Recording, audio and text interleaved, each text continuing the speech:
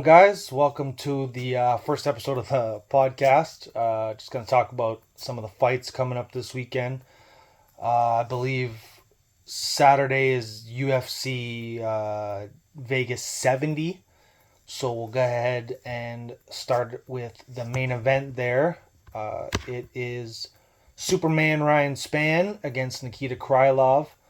Krylov's coming off a decision win over Ozdemir. Before that, a first round knockout of Alexander Gustafsson.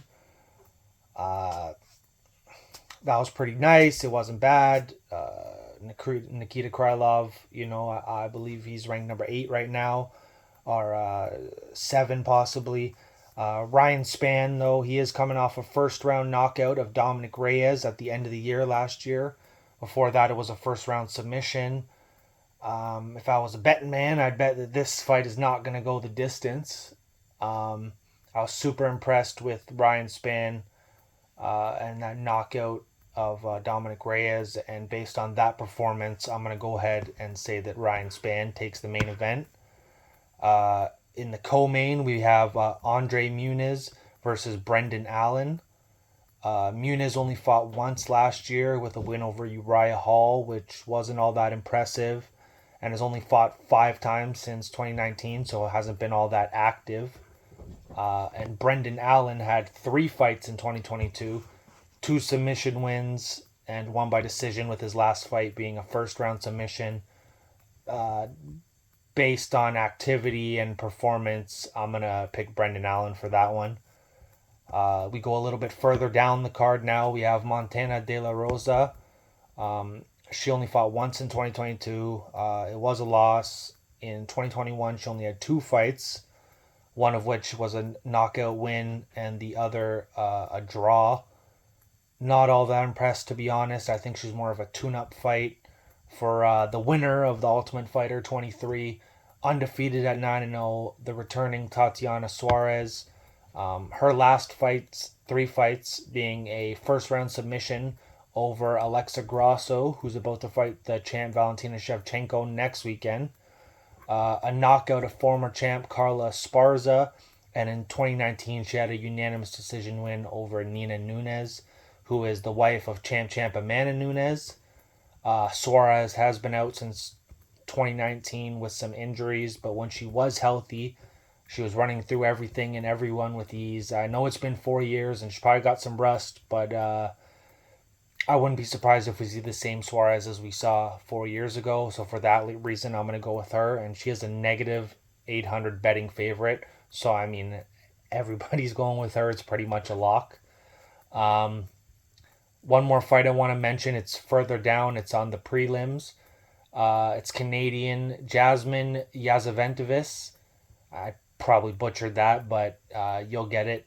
Fighting out of Niagara top team. She won a contract on season 5 of the Contender Series. She won her first 2 fights in the UFC. She's coming off a decision loss in June, but I'm pretty high on her, so I think she can get the dub. It's a good bet for some underdog money.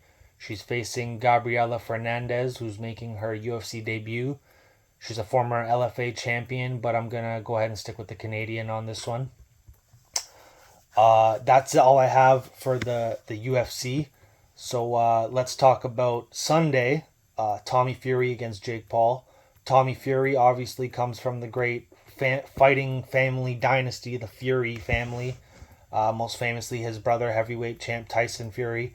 I'm sure he'll be in his corner, and he's been helping him along the way. But I just don't think he's as good as he should be, or as good as people think he is. This weekend's probably a lose-lose for him, because if he loses, then people are going to say, he lost to Jake Paul, the YouTube guy. If he wins, then, he only beat Jake Paul, the YouTube guy. But let's talk about it for a second. Jake is 6-0 with 4 knockouts. A lot of people get on him for being the YouTube kid and fighting MMA fighters and whatnot. But let's look at it another way. If he was just a regular up-and-coming boxer doing what he's done to people like Tyron Woodley, who was at one point the best UFC welterweight in the world, and completely starches him, face plants him, highlight reel knockout, you'll be seeing that for the rest of your life. He then comes in and fights one of the best strikers in the history of combat sports in Anderson Silva. Not only that, but he dropped him. If he wasn't Jake Paul, the Disney kid slash YouTube guy, we'd be saying this guy's a real fucking problem. So I think he wins this weekend, shames Tommy Fury, becomes officially ranked by the WBC, as the World Boxing Council has said whoever wins this fight will be officially ranked.